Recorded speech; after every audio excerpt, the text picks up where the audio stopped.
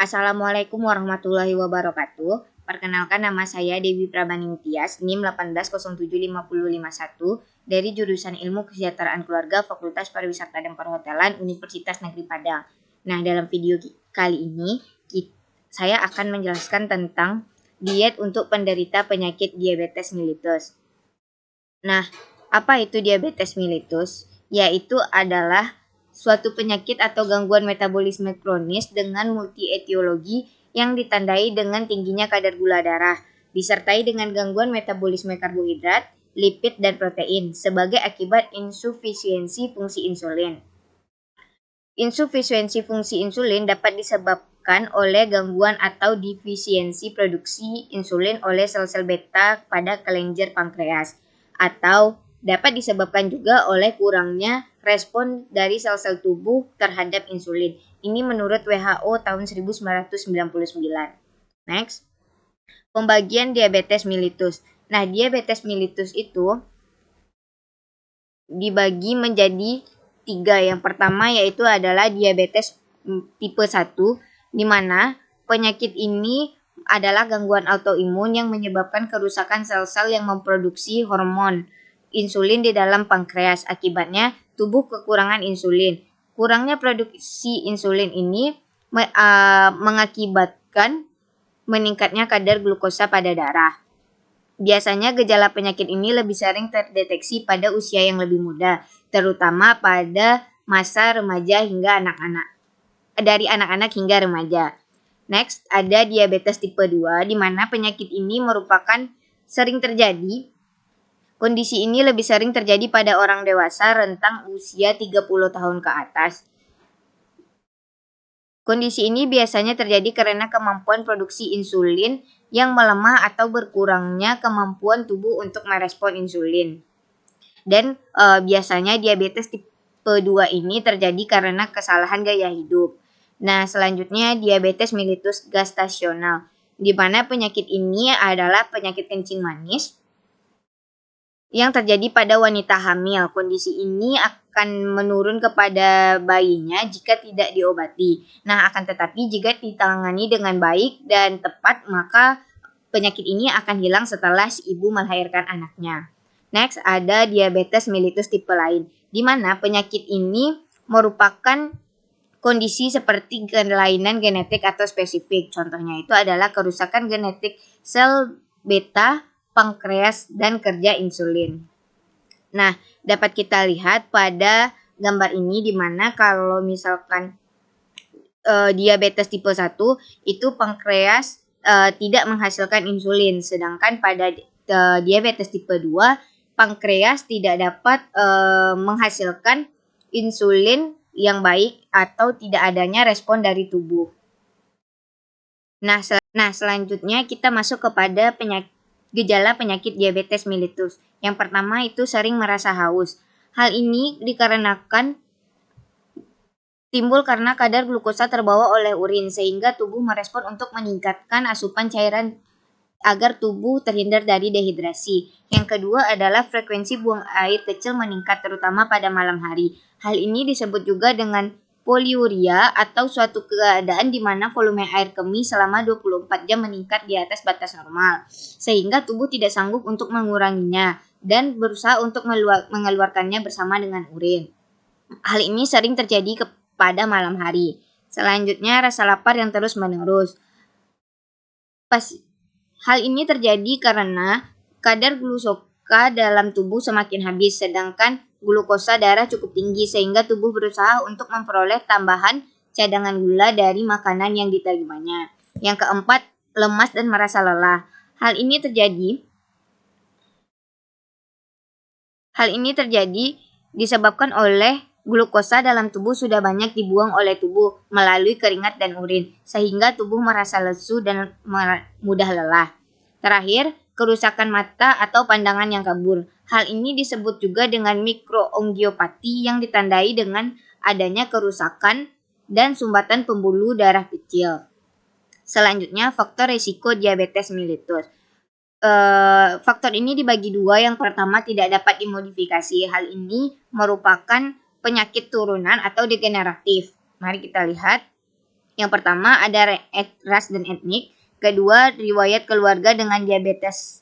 Diabetes ini merupakan jika ayahnya terkena diabetes, maka kemungkinan anak atau cucunya nantinya juga mendapat risiko penyakit diabetes. Ada umur rentang, ini berdasarkan dengan tipe-tipe dari diabetes mellitus tadi. Selanjutnya, riwayat melahirkan bayi dengan berat badan bayi besar dari 400 gram atau riwayat pernah menderita diabetes mellitus gestasional atau kencing manis tadi. Selanjutnya ada riwayat lahir dengan berat badan rendah kurang dari 2,5 kg. Next, itu ada dapat dimodifikasi. Nah, faktor risiko yang dapat dimodifikasi ini sebenarnya terjadi seiring dengan tumbuh kembang si penderita penyakit diabetes mellitus ini. Hal ini terjadi dikarenakan beberapa faktor lain, contohnya berat badan melebihi indeks. Nah, hal ini sering terjadi pada orang-orang yang memiliki berat badan di atas berat badan normalnya, orang-orang yang obesitas ataupun overweight. Nah, itu kemungkinan untuk mengidap penyakit diabetes mellitus ini cukup tinggi. Selanjutnya, kurangnya aktivitas fisik. Hal ini terjadi karena adanya penumpukan glukosa di dalam tubuh sehingga menyumbat mengakibatkan penderita mengidap penyakit diabetes mellitus. Dan selanjutnya ada dislipidemia, dan yang terakhir dia tidak sehat atau diet dengan tinggi gula dan rendah serat akan meningkatkan risiko menderita prediabetes atau intoleransi glukosa dan diabetes mellitus tipe 2. Nah, pencegahan penyakit diabetes mellitus yaitu ada pencegahan secara premier. Yang pertama yaitu membiasakan makanan dengan pola gizi seimbang. Kedua, olahraga secara teratur sesuai dengan umur dan kemampuan fisik. Yang ketiga, mempertahankan berat badan dalam batas normal. Yang keempat, menghindari obat-obatan yang memicu timbulnya diabetes. Next, ada pencegahan secara sekunder. Di sini yang pertama tetap melakukan pencegahan premier yang di sebelahnya. Yang kedua, pengendalian gula darah dengan obat-obatan agar tidak oral maupun obat-obatan. Pengendalian gula darah dengan obat-obatan baik oral maupun suntikan agar tidak menjadi komplikasi diabetes. Nah, selanjutnya perencanaan makanan diet atau terapi nutrisi.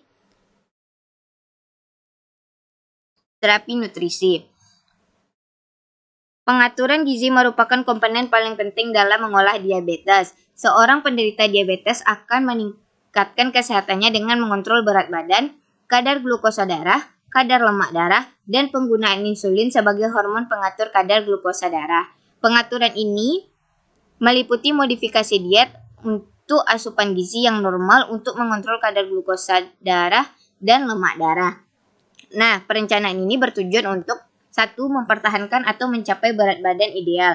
Kedua, mempertahankan kadar glukosa darah. Ketiga, mencegah komplikasi akut dan kronik. Yang keempat, meningkatkan kualitas hidup si penderita. Next, kita masuk komposisi makanan yang dianjurkan. Ada karbohidrat, protein, lemak, serat, dan natrium. Makanan yang dianjurkan dan dilarang bagi penderita penyakit diabetes mellitus yaitu untuk sumber karbohidrat yang dianjurkan yaitu jagung, ubi jalar, kentang, beras merah. Dan yang tidak dianjurkan ada makanan yang terbuat dari tepung terigu seperti roti tawar, pasta, dan ada madu juga. Sedangkan untuk sumber protein yang dianjurkan adalah ikan salmon, ikan trout atau ikan yang hidup di air tawar. Selanjutnya ada ikan tuna, ikan kembung atau ikan halibut. Nah, yang untuk sumber protein nabatinya ada tahu dan tempe. Sedangkan yang tidak dianjurkan yaitu adalah makanan daging merah seperti daging sapi, daging domba, dan daging babi. Untuk sumber lemak yang dianjurkan yaitu seperti alpukat, kacang almond, kacang kenari, kacang mete, kacang pistasio, kacang tanah, dan kacang merah. Sedangkan yang tidak dianjurkan adalah produk susu tinggi lemak, margarin, atau selai kacang. Nah, sedangkan untuk sumber seratnya itu dianjurkan untuk mengkonsumsi brokoli, bayam, sawi, bakcoy, atau kubis. Sedangkan untuk tidak dianjurkan yaitu sayuran yang dimasak dengan tambahan garam, keju, mentega, dan saus dalam jumlah yang banyak. Dan selanjutnya itu ada aneka buah-buah kering. Sedangkan sumber natrium, di sini ada natrium, ya, dianjurkan untuk mengkonsumsi garam dapur, asam benzoat, dan natrium nitrat. Tidak dianjurkan untuk mengkonsumsi sandwich, tortilla, dan pizza. Next, kita lihat di sini ada list bahan-bahan yang dapat dikonsumsi oleh pengidap penyakit diabetes mellitus. Ini secara karbohidrat, ini ada protein, dan ini ada lemak dan minyak. Nah, ini terkhusus untuk pengidap penyakit diabetes mellitus tipe 2. Nah, selanjutnya kita masuk kepada kebutuhan gizi penderita penyakit diabetes mellitus. Untuk karbohidrat, yang dianjurkan sebesar 45% hingga 65% total asupan energi. Yang kedua, pembatasan karbohidrat total kurang dari 130 gram per hari tidak dianjurkan. Ketiga, makanan harus mengandung karbohidrat terutama yang berserat tinggi. 4. Gula dalam bumbu diperbolehkan sehingga menyandang diabetes dapat makan sama dengan makanan keluarga yang lainnya. 5.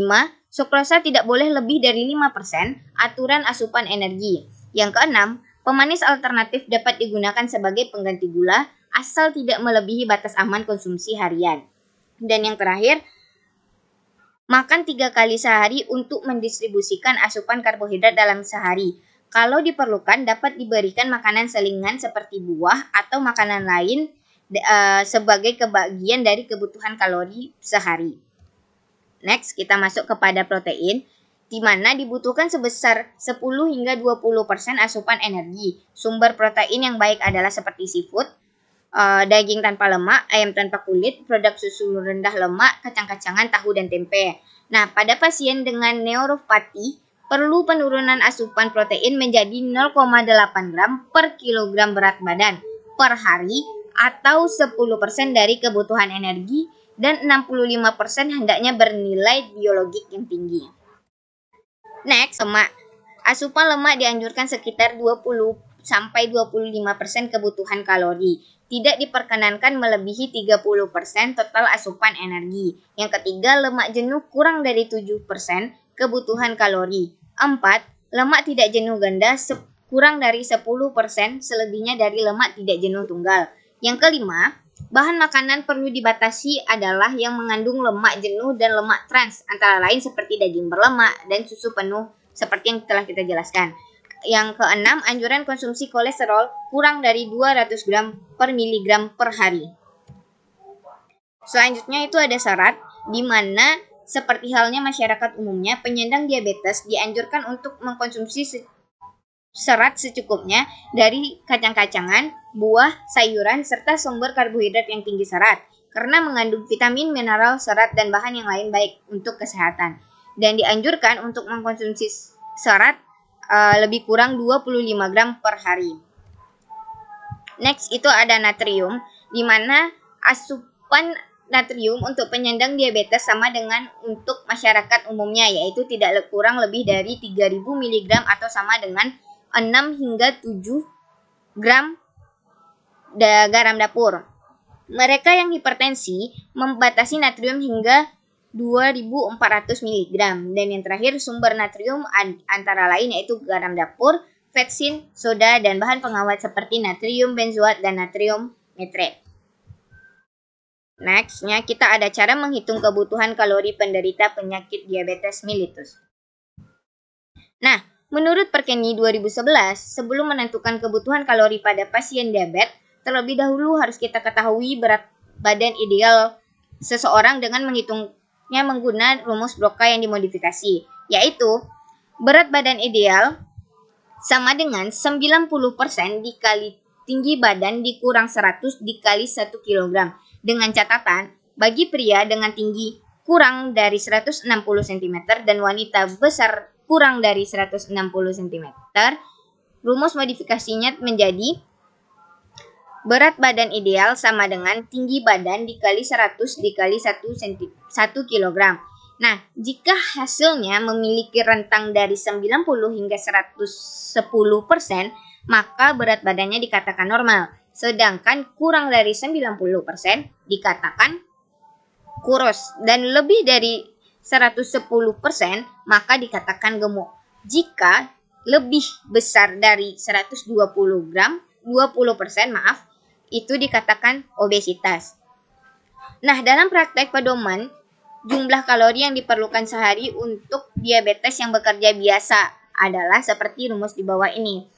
Jika berat badannya tadi kurus, maka berat badan dikali 40 kurang 60% kalori sehari. Jika berat badannya normal, berat badan dikali 30% kalori sehari. Jika berat badannya kategori gemuk, maka berat badan dikali 20% kalori sehari.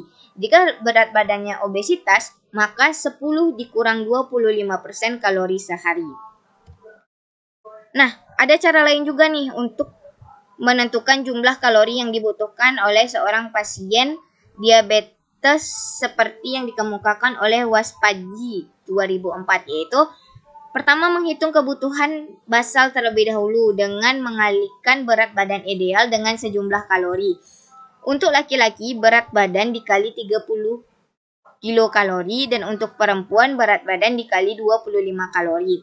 Kemudian ditambah dengan jumlah kalori yang diperlukan untuk kegiatan sehari-hari. Untuk kerja ringan ditambah 10% dari kalori basal.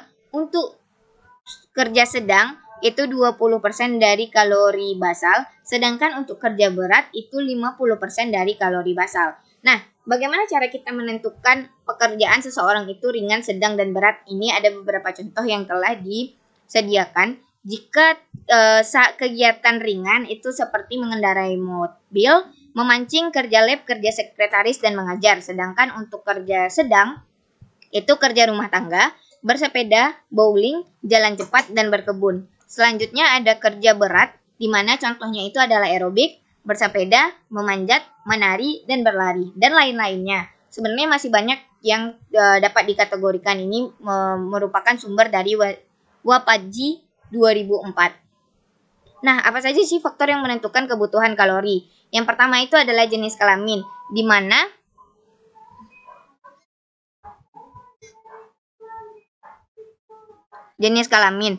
mana kebutuhan kalori wanita lebih kecil daripada pria. Kebutuhan kalori wanita sebesar 25 kg.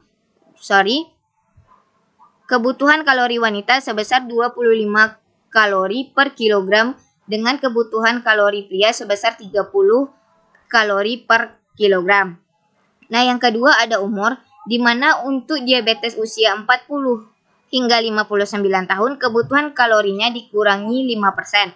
Untuk diabetes usia 60 sampai 69 tahun kebutuhan kalorinya dikurangi 10%. Nah, untuk diabetes usia lebih dari 70 tahun kebutuhan kalorinya dikurangi 20%. Yang ketiga, ada aktivitas fisik, di mana kebutuhan kalori dapat ditambah sesuai dengan intensitas aktivitas fisik. Penambahan jumlah 10% dari kebutuhan basal pada keadaan istirahat, 20% pada pasien dengan aktivitas ringan, 30% dengan aktivitas kegiatan sedang, dan pada pasien aktivitas berat ditambahkan 50%. Dan yang terakhir itu adalah berat badan. Bila kegemukan dikurangi 20%, tergantung pada tingkat kegemukannya. Apabila kurus ditambahkan 20 hingga 30% sesuai dengan kebutuhan untuk meningkatkan berat badannya. Next, contoh menu diet penderita penyakit diabetes mellitus. Nah, untuk makan paginya dari jam 6 hingga jam 8 pagi, itu dia dapat mengkonsumsi roti gandum 2 buah dengan 1 buah isian telur ceplok. Sedangkan untuk selingannya, jam 10 pagi, itu dia dapat mengkonsumsi bubur kacang hijau. Dan untuk makan siang, rentang waktu dari jam 12 sampai jam 13.00, itu dia dapat mengkonsumsi nasi merah, dada ayam rebus, tumis buncis, dan sop kacang merah dan wortel. Untuk selingan jam 16.00, dia dapat mengkonsumsi biskuit. Sedangkan untuk makan malamnya rentang dari jam 19 hingga 20.00 itu dia dapat mengkonsumsi kentang rebus, sop ikan patin, dan sayur bayam. Nah, mungkin itu saja yang dapat saya sampaikan pada video kali ini. Terima kasih untuk perhatiannya. Itu saja. Assalamualaikum warahmatullahi wabarakatuh.